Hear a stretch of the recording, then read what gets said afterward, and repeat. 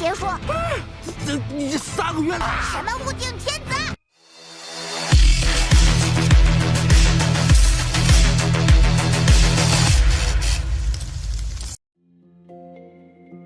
Halo semuanya, selamat datang di Ruang Sinema. Bagaimana kabar kalian semua? Semoga selalu sehat dan baik-baik saja. Sesuai jadwal, jadi pada hari ini kita akan kembali melanjutkan series Donghua The Daily Life Immortal King season kelima. Kita sudah membahas season pertamanya hingga season keempatnya pada channel Ruang Film 2. Untuk tahu lebih lanjut tentang series ini, kita sarankan untuk nonton season-season sebelumnya. Tanpa berlama-lama lagi, langsung saja kita mulai episode terbarunya. Beije tertawa karena melihat Wang Ling yang ditinggalkan oleh orang-orang terdekatnya dan malah menjadi buronan. Ia penasaran bagaimana perasaan Wang Ling saat ini. Dengan santunya, Wang Ling memberitahu kalau Beije tidaklah berhasil memanipulasi ingatan semua orang. Ia tidaklah sendirian karena sahabat terpentingnya selalu mempercayainya. Beije tidaklah peduli. Berhubung mereka datang sendiri kemari, maka dia akan memunikan kakak beradik itu bersama-sama. Serangan Beije pada mudah Wang Ling tahan. Tidak hanya itu saja, serangan balik juga langsung dia lakukan, yang seketika saja membuat Beije terpental dan keluar dari tempat itu. Beije sangatlah terkejut karena menduga mereka adalah makhluk aneh. Ia memberitahu kalau awalnya tempat ini adalah ruang spiritual leluhur kultivasi. Namun bagaimana bisa mereka bergerak dengan bebas? Setiap Wang Ling bergerak, tekanan berat bisa Beije rasakan. Tapi ia tidaklah takut dan langsung mengeluarkan bonekanya untuk bisa mengalahkan Wang Ling. Tidak hanya itu, kekuatan dari bonekanya juga telah berkali-kali lipat ia tingkatkan. Serangan yang diarahkan kepada Wang Ling, namun lagi dan lagi Wang Ling bisa menahan hal itu. Tidak berhenti sampai di situ saja, Wang Nuan juga langsung memberikan serangan balik yang mengakibatkan boneka ini terpental. Beije memang terkejut, tapi ia tidak menyerah dan berencana untuk melahap Wang Nuan dulu. Karena dalam gitulah peluang ia menang dari Wang Ling akan jauh lebih besar. Pergerakan cepat coba dilakukan oleh Beije, tapi Wang Ling jauh lebih cepat dan langsung saja menyerangnya, bahkan membuat gigi Beije copot. Sedangkan Wang Nuan memberikan serangan kepada roh payung itu.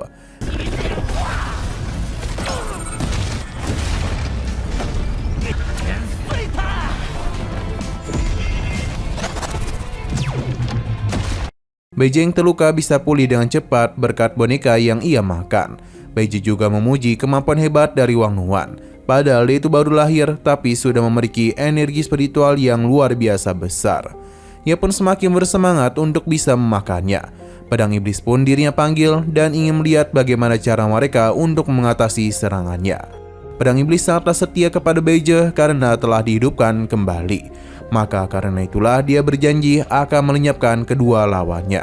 Kekuatan dari pedang iblis pun keluar untuk bisa menyerang mereka. Wang Nuan memberikan pedangnya kepada Wang Ling dan melihat hal itu malah membuat Beije tertawa. Karena itu hanyalah sehelai rumput dan tak akan bisa berbuat apa-apa. Sayang sekali sehelai rumput ini bisa membelah matahari, bulan, dan bintang-bintang. Dalam satu kali tebasan saja, pedang iblis berhasil dimusnahkan. Beije yang kesal langsung saja mengeluarkan wujud suci leluhur Tao. Ia menjamin sudah tidak ada yang bisa mereka lakukan. Segel Tao ia gunakan, di mana hal itu adalah lambang penguasa 3000 Tao langit. Untuk mengatasinya, Wang Ling akan melepaskan sedikit jimatnya. Beije mengira itu adalah sebuah koyo, namun ini adalah sebuah segel untuk menahan kekuatan Wang Ling. Ia akan menunjukkan betapa jauh perbedaan kekuatan di antara mereka. Kekuatan Wang Ling seketika saja terbuka dan memperlihatkan bagaimana segel Tao yang seharusnya. Selain itu, ia bersama dengan adiknya juga akan bekerjasama dalam mengatasinya. Wang Nuan langsung saja menggunakan mainannya untuk bisa menahan pergerakan dari leluhur Tao langit. Pada awalnya serangannya berhasil dihancurkan, tapi ini bisa pulih dan kembali menyerangnya. Alhasil wujud leluhur Tao berhasil ia tahan. Beije baru saja sadar kalau Wang Ling menciptakan aliran Tao-nya sendiri. Di saat leluhur Tao hendak dihisap, Wang Ling segera menangkap Beije, karena seharusnya dia mengkhawatirkan kondisinya sendiri. Beije tak habis pikir dengan kekuatan dewa macam apa yang Wang Ling miliki. Wang Ling akan memberikan serangan terakhir kepadanya. Tapi setelah leluhur Tao terhisap, Beije pun telah berhasil Wang Ling kalahkan.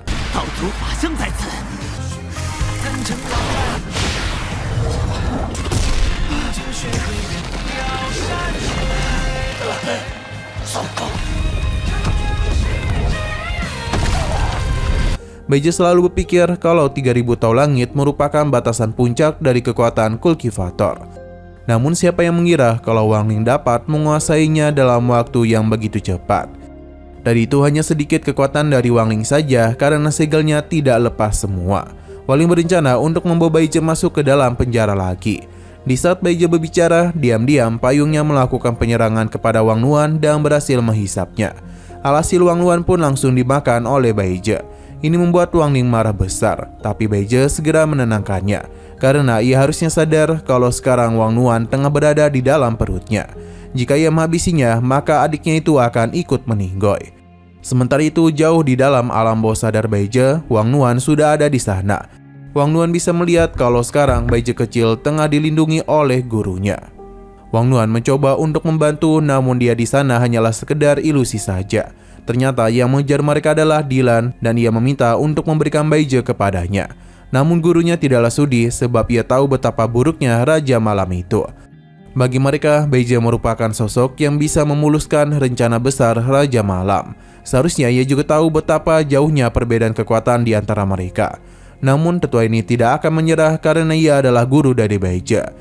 Dylan ingin memberikannya kesempatan karena bagaimanapun lukanya sudah sangat parah. Jika ia menyerahkan anak itu, ia menjamin tubuhnya masih bisa utuh. Sebagai guru, ia tidak akan membiarkan hal tersebut terjadi. Dengan kekuatan terakhirnya, Beije pun dirinya kirim jauh dari tempat ini. Yang tentu saja membuat Dylan sangatlah murka. Ia langsung saja menghabisi guru Beije.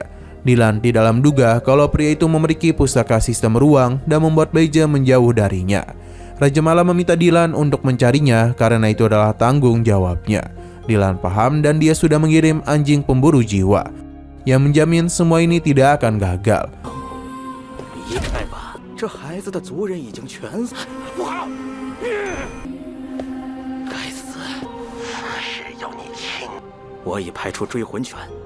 Sementara itu, Beije kecil yang telah kehilangan gurunya terus berjalan tanpa arah hingga ia dikejutkan oleh anjing pencari jiwa. Serangan langsung saja anjing itu lakukan demi bisa menghentikannya. Menangkapnya. Beije kecil berusaha untuk melawan, namun ia tak bisa berbuat apa-apa hingga ia pun tak sengaja menghabisi anjing itu dan mengubahnya menjadi boneka giok. Payungnya memberitahu jika ingin menjadi lebih kuat, maka Beije harus memakan giok tersebut. Tanpa disadari, kekuatan dari payung itu perlahan mulai masuk ke dalam diri Beije dan mengubah pikirannya. Ditambah di saat ia memakan giok tersebut, Beije mulai mengalami perubahan yang jauh berbeda daripada sebelumnya. Sejak hari itulah Beije kecil mulai sadar apa itu keadilan Tau Langit dan apa prinsip hukum Tau. Baginya semua itu hanyalah omong kosong belaka. Beije terus menyerap makhluk hidup lainnya untuk bisa menjadi lebih kuat. Karena hukumnya adalah yang lemah merupakan mangsa dari yang kuat. Dengan memakan orang lain, dia tidak takut lagi dimangsa. Selama ia bisa menjadi kultivator nomor 1, maka hukum di dunia ini bisa dirinya ubah. Sedangkan Wang Nuan adalah langkah terakhir dari rencananya. Selama dia itu bisa memurnikannya. Namun belum sempat menyelesaikan ucapannya, Wang Nuan langsung saja memberikan serangan kepadanya. Bahkan ternyata Wang Nuan sudah bisa berbicara. Baginya, apa yang Beije katakan adalah teori sesat. Sebenarnya, Wang Nuan hanya ingin menjadi bayi biasa yang lucu.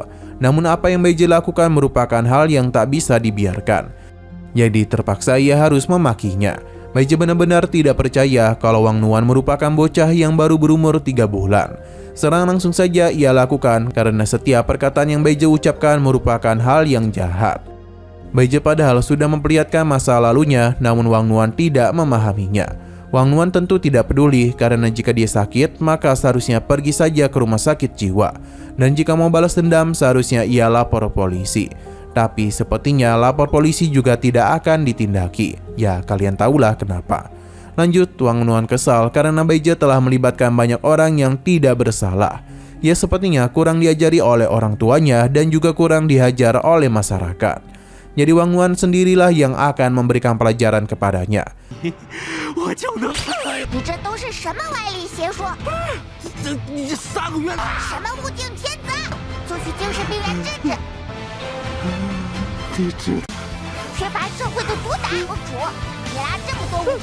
Kembali ke sisi luar, di mana Beije malah memberikan peringatan kepada Wang Ling. Jika dia ingin adiknya selamat, maka Wang Ling harus patuh.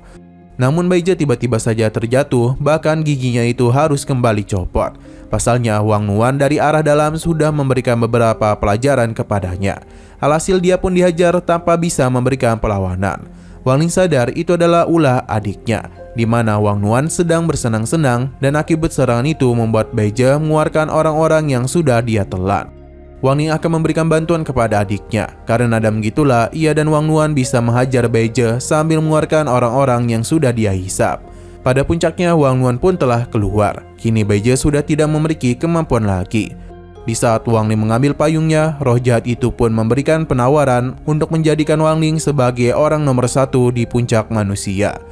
Tapi Wang Ling tidak tertarik dan langsung saja mematahkan payung itu, yang membuat roh jahat ini pun langsung saja lenyap. Sesaat kemudian beberapa roh sudah sadarkan diri dan memberikan hormat kepada Wang Ling. Di sini Wang Ling meminta mereka untuk memperbaiki dunia dan mengembalikan ingatan semua orang. Wang Ling berencana untuk kembali karena seseorang tengah menunggu dirinya.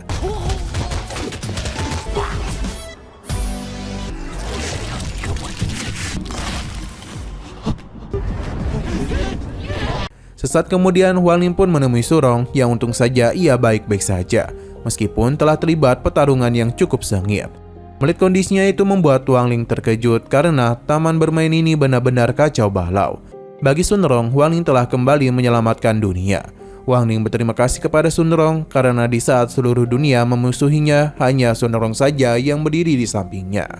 Sunrong ingin dia memberikan hadiah, yang mana dia itu ingin kembali dicium oleh Wang Ling. Wang Ling tentu saja mau, namun sebelum semua itu terjadi, Wang Nuan muncul, yang seketika saja menghentikan mereka.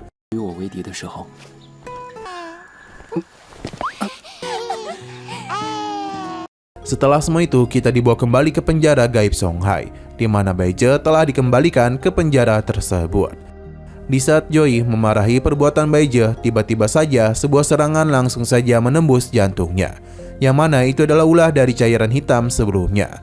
Ia mulai menunjukkan wujud yang sebenarnya dan berjanji kalau cepat atau lambat dia dengan Wang Ling akan bertarung.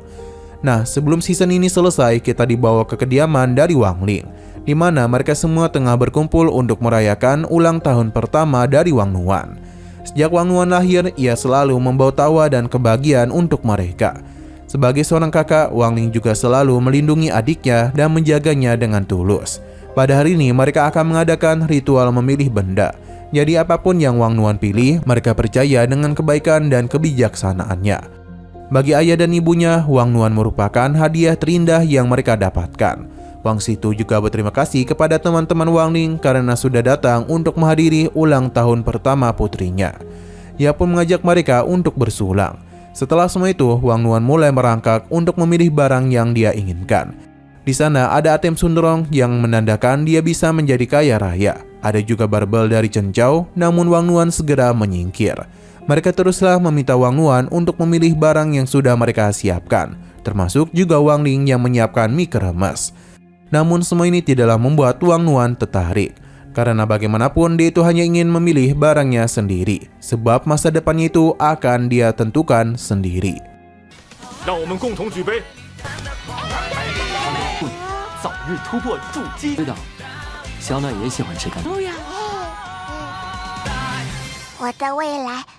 Nah, ini adalah akhir dari season kelima The Daily Life of Immortal King. Oke, sekian dulu pada video kali ini. Untuk video selanjutnya akan segera hadir. Jadi bagi kalian yang mengikuti series ini, langsung saja klik subscribe dan aktifkan loncengnya. Terima kasih yang sudah menonton video sampai habis. Jika kalian suka pada video ini, klik like dan share ke teman-teman kalian tentang channel ini. Dan ditunggu aja kelanjutannya. Oke, sampai jumpa di video selanjutnya.